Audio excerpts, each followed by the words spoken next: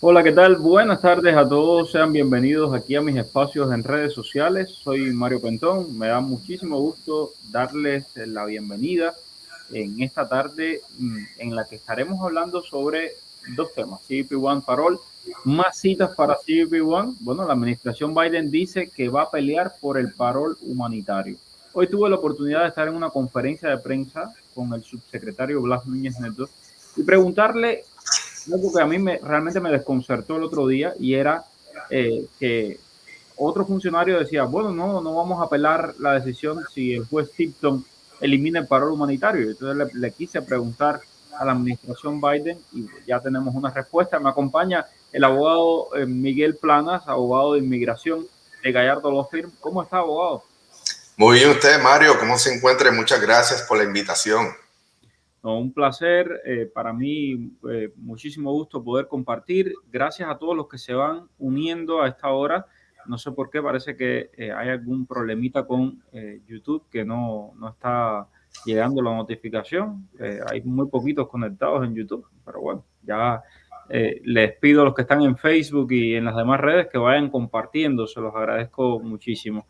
Entonces, vamos, si quiere, abogado, vamos a escuchar esta pregunta que le hago al subsecretario Blas Núñez Neto y luego también hablar un poquito de lo que está pasando en la frontera. Vamos a eso. Para Mario Pentón de TV Martí.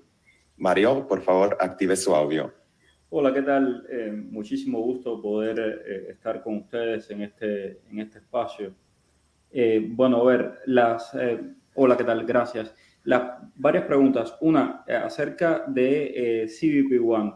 Muchos migrantes preguntan por qué no se aumenta la cifra de citas de CBP One diarias y las personas siguen pasando. Y la segunda, acerca del paro humanitario para cubanos, haitianos, nicaragüenses y venezolanos. Hay funcionarios que han dicho que no se apelaría en caso de que el juez Tipton en Texas destruya este programa. Sin embargo, el subsecretario de Seguridad Nacional había dicho que sí, que el gobierno de Biden apelaría.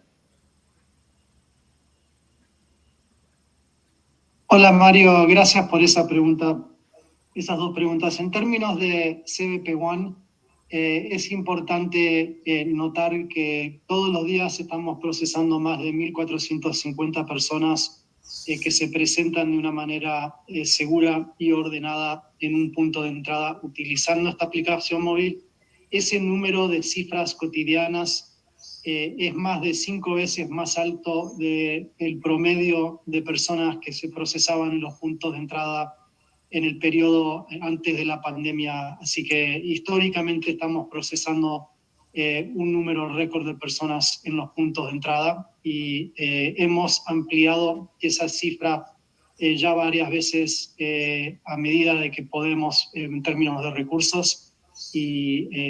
Pero quiero destacar nuevamente que 1.450 personas todos los días se procesan en los puntos de entrada y que eso es una cifra enorme en términos históricos. En términos... Bueno, aquí importante, muchos de ustedes me habían escrito haciéndome esa pregunta, se la hice al subsecretario y ya escucharon. Es un número grande, igual ellos no tienen para aumentar todavía más ese número, pero eso puede estar en medio de determinadas negociaciones. Les cuento que muy pronto, y cuando les digo muy pronto, en una semana, van a entrar en vigor cambios importantes en la frontera. Se está negociando eso en Washington en este momento, así que ojo, y más adelante les tendré más detalles. El proceso de parol CH de Cuba, Haití, Nicaragua y Venezuela, obviamente estamos en un proceso judicial, no podemos comentar acerca de ese proceso, pero sí puedo subrayar que seguimos convencidos que lo que estamos haciendo está adentro de nuestras autoridades y que si recibimos una decisión adversa, vamos a discutir con nuestro Departamento de Justicia cuáles serían los próximos pasos, pero estamos muy comprometidos para seguir implementando este programa. Es decir, para nada lo que se difundió en otros medios de prensa por las declaraciones de otros funcionarios decían de que no iban a apelar. Lo que él está diciendo es, vamos a ir al Departamento de Justicia, le diremos cuáles son los próximos pasos y entonces, pues, si la decisión, si lo que amerita es apelar, pues se apelará. Abogado, ¿qué opina de esto? Ciertamente el gobierno, lamentablemente, luego de que demandaran al gobierno para detener este programa, el Departamento de Justicia corrió, se defendió. Inicialmente había optimismo, pero lamentablemente en estos momentos, como todo, está ocurriendo la pelea que hay en cuanto a los procesos migratorios, en cuanto al Congreso, que no quieren aprobar, que quieren aprobar. Han detenido mucho estos procesos. Esperemos que finalmente lleguen a un acuerdo. Se dio un buen caso en el 9º circuito en cuanto a las personas que están, que no se le está haciendo el miedo creíble al momento. Y yo espero que haya algo positivo que surja de este caso en Texas. Y si no, que el gobierno continúe peleando y que puedan llegar a un acuerdo en el Congreso en cuanto a las otras prioridades migratorias. Ok, y en cuanto al CBP-1, abogado, ¿qué experiencia están teniendo ustedes? Me comentaba antes de iniciar el live que la situación está, pues, continuamente están recibiendo casos de personas que cruzan la frontera de manera ilegal y que están pidiendo este miedo creíble, que están haciendo el miedo creíble.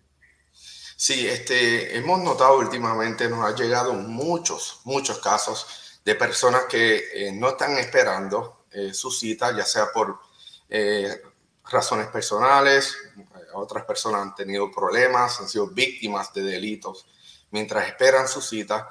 Aquellas personas que están cruzando ciertamente no están cumpliendo con la ley, entonces al cruzar tienen que inmediatamente, si es por razones de temor en México, tienen que explicar cuál es la razón por la cual cruzaron, más aún solicitar una entrevista de miedo creíble, decir que temen regresar a su país, y el oficial tiene un término de 7 días para realizarle ese tipo de entrevista. Es recomendable que tan pronto sus familiares estén detenidos, se comuniquen con un abogado de inmigración. Es sumamente importante porque cambia, puede ser un factor sumamente importante en que usted pueda salir airoso de ese proceso.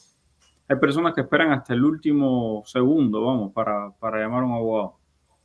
Esperan hasta el último segundo y el problema es que, como ocurrió un caso que la juez en ese caso no me permitió oportunidad a pedir una continuación del caso para yo poder reunirme con el detenido y poder verificar qué fue lo que ocurrió y igualmente poder prepararlo para esta entrevista. Así que necesitamos la colaboración de la persona. Es sumamente importante que nos den esa oportunidad para prepararlos para este tipo de entrevistas.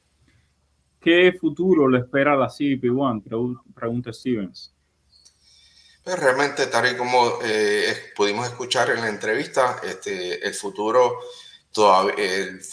no está grave, tal como algunos medios de prensa habían notificado, sino que el gobierno continúa comprometido con continuar con el programa por el momento. Ok, perfecto. Vamos a las preguntas de la audiencia, si le parece, abogado. Tengo un montón de preguntas por aquí. Déjame ver si comienzo por el principio, pero son muchas, la verdad. Bueno, primero, saludos a Perladis y también saludos por aquí a Dayi. Bueno, buenas tardes. Sugerencias de reunión con el personal de seguridad de Estados Unidos. Las citas deberían ser por orden de antigüedad. Bueno, este tema, Consuelo, yo creo que ya estamos, lo hemos dicho muchas veces, y además de eso, hay que tener un poco de razonamiento lógico. No lo van a hacer por antigüedad. ¿Por qué no lo van a hacer por antigüedad? Sencillo, porque ellos lo que quieren es tener a todo el mundo del otro lado esperando a que en algún momento les toque. Si lo hacen por antigüedad, los últimos que llegan dicen nunca me va a tocar y van a cruzar de manera ilegal. Sí, eso está claro. Taimi García, buenas tardes. Soy cliente del abogado Planas. Tengo I-220A. Mi esposo y mi niño entraron por la CBP One. ¿Qué me recomiendan en el caso de ellos que tienen fecha de corte para el 2026? Su esposo entró por la CBP One. Bueno, la pregunta es, ¿cuál es la pregunta en cuanto a la recomendación? Ya, ella tiene I-220A. Entonces, I-220A. y su esposo y su niño entraron por CBP One. En ese caso, lo importante es que el esposo, si entró por CBP One, probablemente les otorgaron un parol. Si les dieron un parol, puede hacer al año y un día, podrá hacer la residencia, y una vez se haga residente, puede hacer una petición familiar para su esposa, y con esa petición podemos trabajar en lograr la desestimación del caso si es posible. Ok.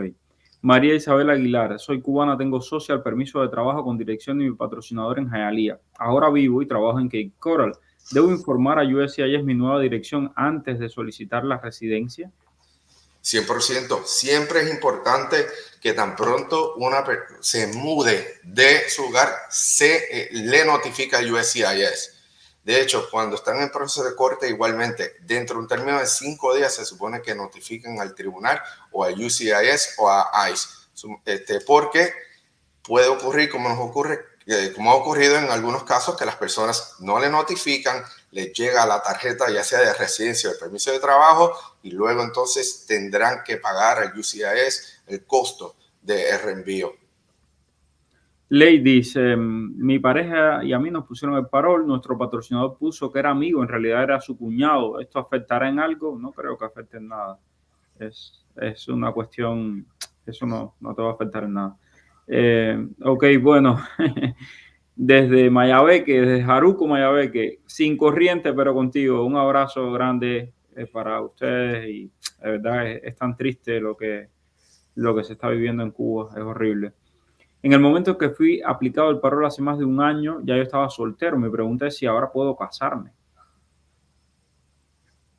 Se puede casar, no hay ninguna prohibición de casarse. Cásese. Y bueno, recuerde que si quiere traer a su esposa o a su esposo, lo importante es que le pongan el parol humanitario también, porque por estar casado no traes a la otra persona. Quisiera que me orientaran. A la prima de mi esposo le pusieron el parol, a ella y a sus hijos menores de edad. Los aprobaron a ellos y a ella no ha salido. El problema es que pusieron el mismo correo los tres y ya se creó una cuenta de USCIS para el de 18 años que está en Estados Unidos, y ahora no deja añadir otro caso a esa cuenta. ¿Qué se puede hacer? En ese caso es importante que se comuniquen, y eso puede ser un problema, que se comuniquen a la oficina, porque en ese caso hay que llamar a USCIS, explicarle la razón. Usualmente nosotros le decimos un InfoPass, para ver si hay una solución a ese tipo de problema. Logramos ayudar a una familia no hace mucho que le pasó una situación similar. Perfecto. Mi estimada Rosa Pérez, un abrazo grande hasta Ecuador. Algún día iré por allá, por Ecuador. Cuídate mucho, que la situación está bastante difícil. Bueno, gracias también por acá. Vamos a ver, déjame ver. Pero si el parol en Nicaragua quedan casos en el olvido, soy de agosto. Bueno, todo el mundo dice que quedan casos en el olvido cuando no te toca, pero recuerden que son cientos de miles las personas que están en ese proceso y que nada más dan 30,000 permisos de viaje. Y de esos 30,000, 10,000 son para Haití, al menos por lo que hemos visto. 4 países. Sí, imagínense. Mi entró por CBP One y 94, le pusieron fecha de corte para el 25 de marzo y ahora aparece un documento con fecha de corte del 19 de abril. ¿Debe llevar abogado al 19 de abril? Ciertamente, si entró con un parol, es importante que uno consulte con un abogado. Hay jurisdicciones donde te permiten aplazar el proceso, pero hay jurisdicciones como en Texas que no te permiten aplazar el proceso y el juez quiere ver el caso inmediatamente, lo sé por experiencia. Así que sugiero que se comunique con un abogado con experiencia trabajando en este tipo de casos. Por cierto, acabo de hablar hoy con una muchacha que entró por CBP One y me dice, tú no tienes idea de cuánto yo te veía cuando estaba en México, etcétera, etcétera, etcétera. y le digo, a ver, ya entraste por CBP One, ya cerraste la corte. Dice, no, ¿qué cosa es eso de cerrar la corte? ¿Ves? Me veías cuando estabas en México, tienes que verme ahora aquí, tienes que cerrar la corte porque si no cierras la corte te vas a buscar tremendo problema. ¿Y cuál es el problema, abogado? El problema es que le pueden expedir una orden de deportación y luego entonces hay que reabrir el caso y por ley, uno tiene una sola oportunidad para reabrir el caso. Claro, salvo algunas excepciones, pero legalmente es una sola oportunidad. Así que es muy importante siempre estar pendiente a la página del señor Mario Pentón y consultar con un abogado de inmigración. Taimi García, gracias por tu super sticker, corazón. Ella es la misma muchacha de ahorita, la que tiene I-220A. Dice, en el caso de mi esposo y mi niño, ¿qué pasos deben seguir? Ellos entraron por CBP One, entonces seguramente le dieron un parol. Si le dieron ese parol por un año o por dos, al año y un día, si son cubanos, aplicas a tu ley de ajuste cubano. Es decir, ellos tienen que aplicar a la ley de ajuste cubano. Y acuérdate de cerrar la corte, que es lo que acabamos de decir. Eso es muy, muy importante. ¿Ok? Nada, suerte con todo. Me alegra mucho que al menos ellos tengan un parol y después te puedan reclamar a ti. Otra cosa, una pregunta que me hicieron mis amigas de Fresco y Más, unas cubanazas de Fresco y Más que las quiero muchísimo. Pregúntale por favor al abogado acerca de un caso de reunificación familiar. El papá que pedía a la niña murió. Ya la aplicación estaba aprobada. La mamá acaba de llegar a Estados Unidos con parol humanitario y pregunta si ella puede continuar esa aplicación, abogado. Ella podrá continuar esa aplicación tan pronto se haga residente, bajo un proceso que se llama Humanitarian Reinstatement. Igualmente habrá que buscar si hay algún otro familiar que califique, ¿no? Habrá que ver las circunstancias del caso, pero en cuanto a su madre, debería al año y un día, como entró con parol, hacer la residencia lo más pronto posible para notificarle al USCIS y poder continuar con este caso. Bueno, quiero agradecerle a Yasmín López, que se acaba de hacer miembro de este canal. Gracias por apoyar a este canal, gracias por apoyar lo que estamos haciendo. Quiero aprovechar que el abogado está ahí y preguntar, ¿es verdad que si entraste por frontera y pediste asilo antes de los 150 días, no necesitas el perdón para salir a algún trámite consular? No he escuchado sobre eso. Entiendo que no.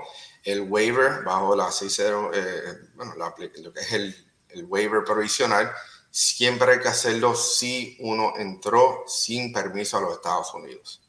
Ok. Sí. Ok. Tengo por aquí a Gwen, dice, ¿cómo el patrocinador puede eliminar a un beneficiario de una I-134A que está enlazada con otras 3 aplicaciones si ya esa persona entró por la frontera de los Estados Unidos? Oye, muy consciente, Gwen, de hacer eso y ayudar a otros a que tengan la oportunidad.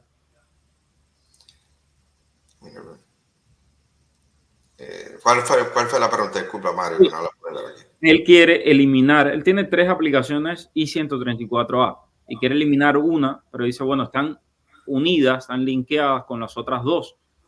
Y parece que le da miedo de que afecte a las otras. No creo que vaya a afectar a las otras. No creo que tenga ningún tipo de efecto. A esos efectos igual. Habría que llamar al USCIS, explicarle la razón y ellos entonces te pueden guiar en cuanto a eso. Pero no debe haber ningún problema. Mi querida María Isabel, que estás en Cape Coral, dice, ¿dónde pongo la dirección? ¿La de Hialeah, donde me quedé unos meses, obtuve mi social, tuve todo? ¿O la de Cape Coral, donde vivo y trabajo ahora, para solicitar la ley de ajuste cubano?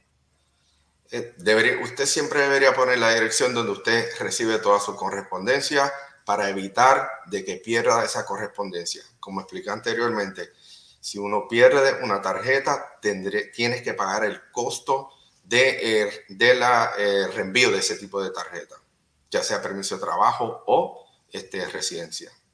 Esta es una pregunta importante. ¿Y por qué lo digo? Estoy recibiendo un montón de mensajes de cubanos que están llegando por mar y que no se entregan por miedo a ser deportados.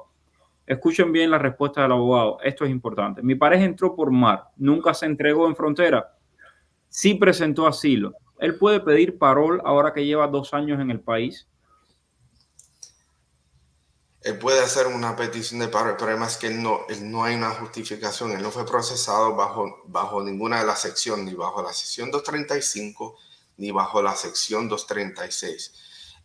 Con toda probabilidad ese paro se lo van a negar, porque no hay ningún tipo de sección que lo cohiba y que permita a uno hacer ese tipo de argumentos. Ahorita lo que tiene es una mera aplicación de asilo y tendría que esperar a la entrevista con el USCIS y la oficina de asilo. Tengo a Liri en TikTok, ella me dice, Mario, mi bebé tiene 6 añitos y lleva 5 meses en México con su papá y nada de la cita. Tristísimo, es tristísimo. Y entiendo que hay mucha gente que está pasando por situaciones como esta, ¿no? Y también entiendo que mucha gente al final se cansa y por eso que cruza la frontera de manera ilegal, porque tiene miedo de que en México lo secuestren o pase cualquier cosa. Tantas historias que hemos visto, terribles. Gracias a Jennifer Navarro por suscribirse aquí a la comunidad de TikTok. Sigo, mi niño menor de edad y yo fuimos patrocinados por la misma persona el mismo día. A mi niño menor de edad le llegó su confirmación desde el 20 de diciembre. Esta es la fecha que mi aprobación no ha llegado todavía. ¿Qué me aconsejan?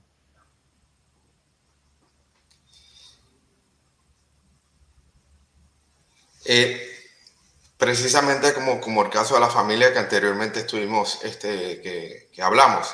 En este caso, tienen que comunicarse con un abogado de inmigración que pueda comunicarse con el USCIS e inmediatamente hablar con un oficial para tratar de solucionar ese problema y que puedan extender la otra, me parece que es la confirmación de su padre, que es el que le llegó, si no me equivoco. No.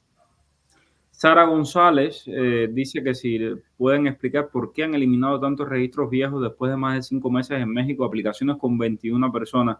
Mira, Sara, sinceramente no tengo ninguna explicación sobre esto. Hoy le pregunté al subsecretario, pero mi pregunta, si ya no dio tiempo, tuve 2 preguntas, las que les compartí, y la otra se la hice también, se la hice por escrito, a ver si me dejaban hacer esa pregunta justamente de estos registros, y no pude hacerlo. No obstante a eso, me imagino que lo eliminaron por sospecha de fraude. Es decir, acuérdense que la cita de CBP1 está hecha para grupos familiares, unidades familiares.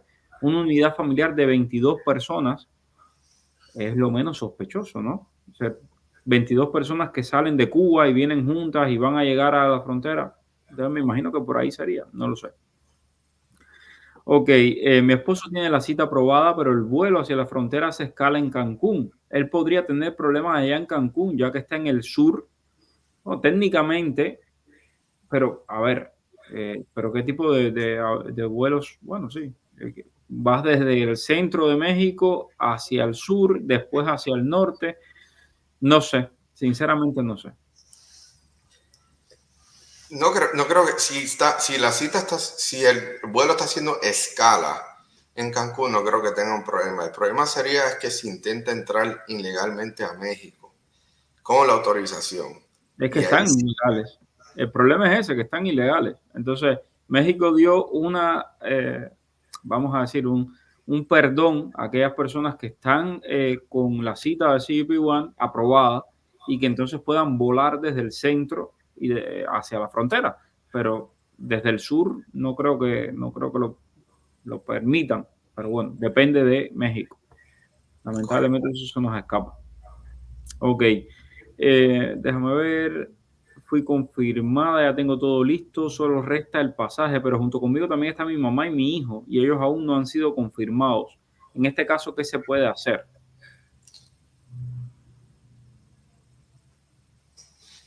Igualmente, como es una unidad familiar, lo que se intenta hacer es buscar una extensión para el familiar que ya le llegó la autorización y poder trabajar con los otros 2 familiares. Es importante notificarle a un oficial para que entonces estas personas puedan trabajar con el asunto y solucionar ese tipo de problemas. Y es común, es una cuestión ya común que ha ocurrido en varias ocasiones en nuestra oficina. Bueno, tengo aquí a Lili Barbie, dice, tengo una amiga venezolana con I-220A sin cortes. Ella puede pedir un parol y luego aplicar para residencia. Tiene una que corte. Venezolana, tiene I-220A sin cortes. puede pedir un parol y luego aplicar a la residencia?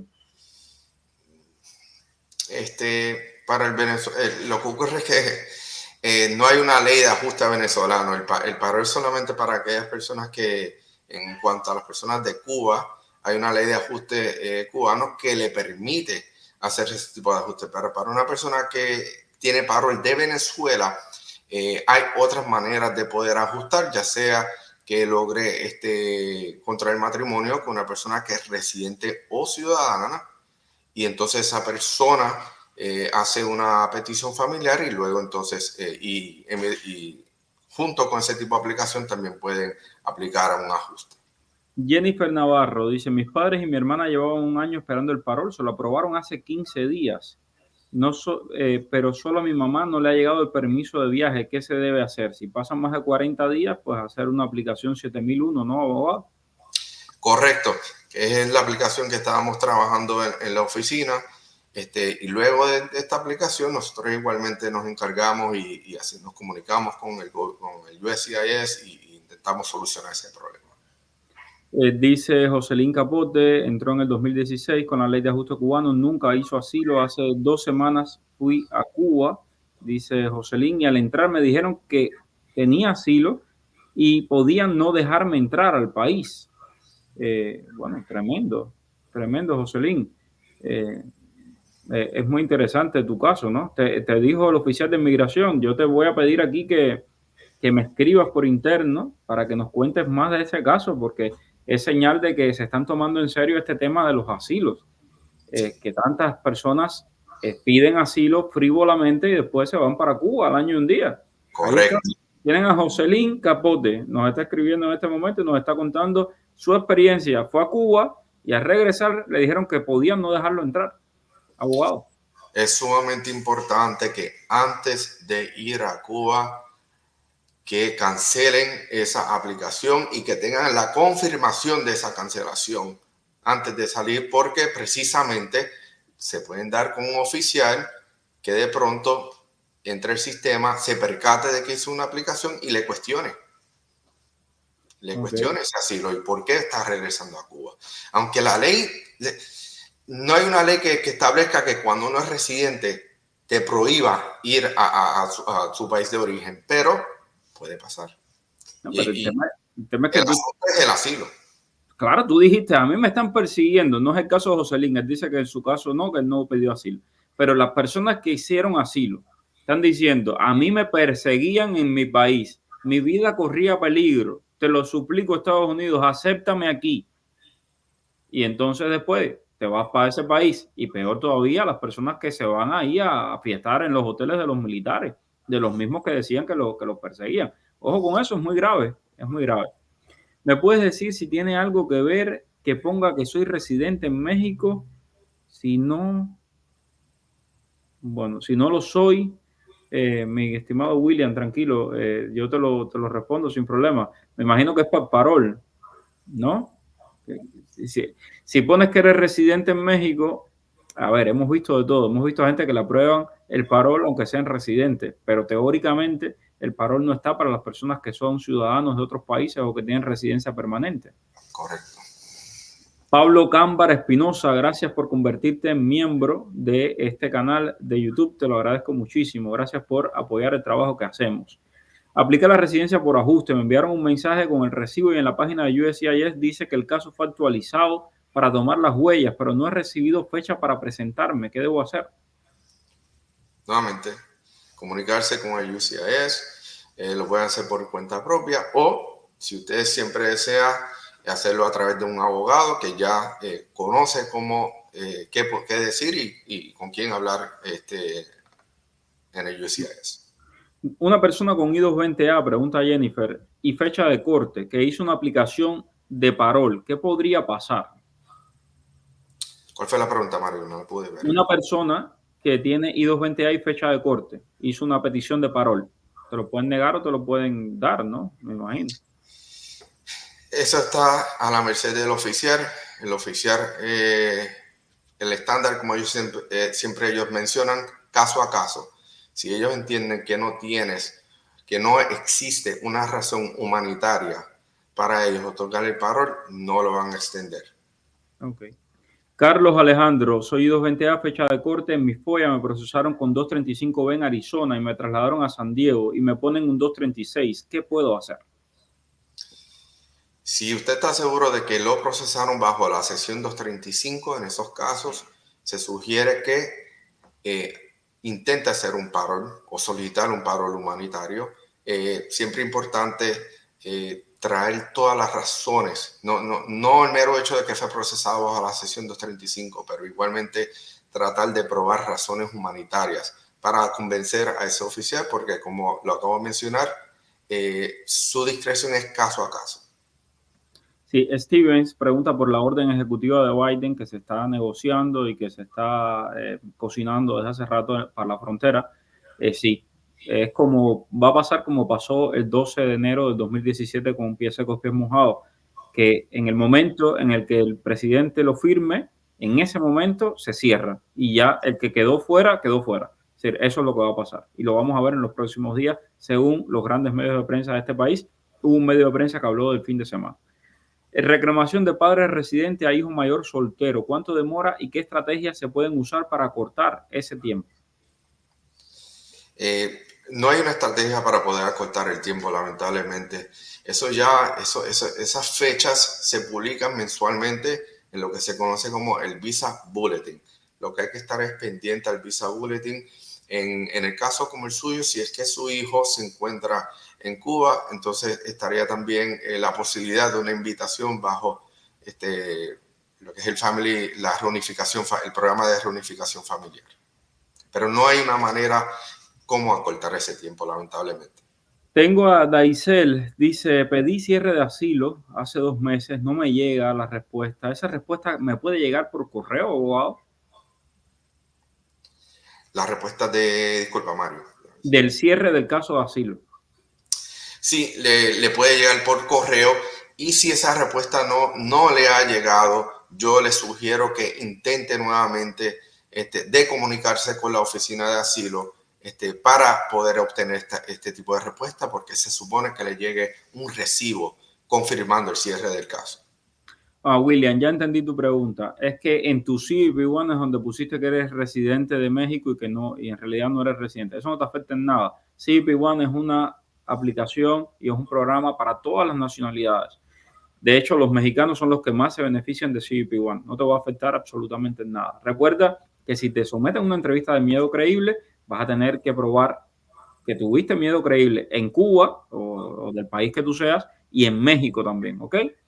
Bueno, pues nada, muchísimas gracias, abogado, por esta oportunidad, esta media hora. Yo sé que es muy complicado para los abogados dedicar media hora a responder las preguntas de la audiencia, así que se los agradezco infinitamente. Y a todos los que están en sintonía, no se olviden de suscribirse completamente gratis a mis canales y, por supuesto, tendremos más noticias mucho más adelante. Gracias, abogado. Muchas gracias a usted, Mario, por su trabajo y la labor que usted hace para la comunidad. Con gusto. Chao. Dime cuál es el periodista que está en el boom. Es Mario Rincón. El periodista que te trae toda la información. Es Mario Rincón. El periodista de la radio y la televisión. Es Mario Rincón. Habla de temas cubanos hasta de migración. Mario Rincón. Oye, dale, conéctate y comparte. Déjame un like. Dale like y comparte.